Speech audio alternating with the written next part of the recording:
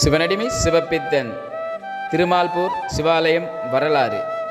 இது காஞ்சிபுரத்திலிருந்து 15 கிலோமீட்டர் தொலைவில் உள்ளது. திருவள்ளுவர் மாவட்டத்திற்கு மிக அருகாமையிலும் திருமால்பூர் ரயில்வண்டி நிலையத்திலிருந்து வெறும் 5 கிலோமீட்டர் தொலைவிலும் காணப்படக்கூடிய தேவார பாடல் பெற்ற சோழர்கால கட்டடக்கலை அமைப்பை கொண்ட சிவதலமாகும். பாலாற்றின் கரையிலே இது அமைந்து காணப்படுகிறது. திருஞான சம்பந்தர், திருநாவுக்கரசர் இவர்களால் பாடல் பெற்ற சிவதலமாகும்.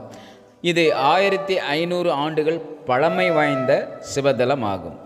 இதனுடைய தீர்த்தம் சக்கர தீர்த்தம்.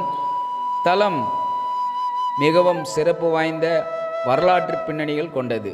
மேலும் தல விருட்சம் வில்வ மரம் ஆகும். இங்குள்ள இறைவன் மணிகண்டீஸ்வரர் என்றும் இறைவி அஞ்சனாட்சி அம்மை என்றும் அழைக்கப்படுகிறார். ஒருமுறை திருமால் தான் இழந்த சுதர்சன சக்கரத்தை பெற வேண்டி இங்குள்ள ஈசனை நினைத்து பூஜை செய்தார். அவருடைய பூஜைக்கு 1000 தாமரை மலர்கள் தேவைப்பட்டது. அதில் ஒரு தாமரை மலர் குறையவே தன்னுடைய கண்மலரையே எடுத்து வைத்து பூஜை செய்ய ஆரம்பித்தார். அதை உணர்ந்த சிவபெருமான் அதை தடுத்து இவருக்கு மீண்டும் சுதர்சன சக்கரத்தை தந்து அருளினார். அதேபோல் பார்வதி அம்மாள் ஒருமுறை சிவனாரின் கண்களை மூடி விளையாடிய போது இந்த பூமி இருண்டதாம். அதனால் தன் தவறை உணர்ந்து சபிக்கப்பட்ட பார்வதி இந்த பூமியில் இந்த பாலாற்றங்கரையிலே இறைவனை நோக்கி பூஜை செய்து மணல் லிங்கத்தை வடித்தார். அந்த பூஜைக்கு இடையூறாக இந்த பாலாறு வெள்ளம் பெருகி வந்தது.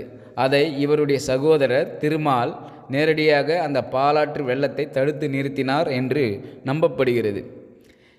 இவ்வாறு சிறப்புகள் பெற்ற இந்த சிவதலம் பக்தர்களுக்கு வெற்றி தரும் நம்பிக்கையான சிவதலமாக அமைந்துள்ளது. சிவாய நம. திருச்சிற்றம்பலம்.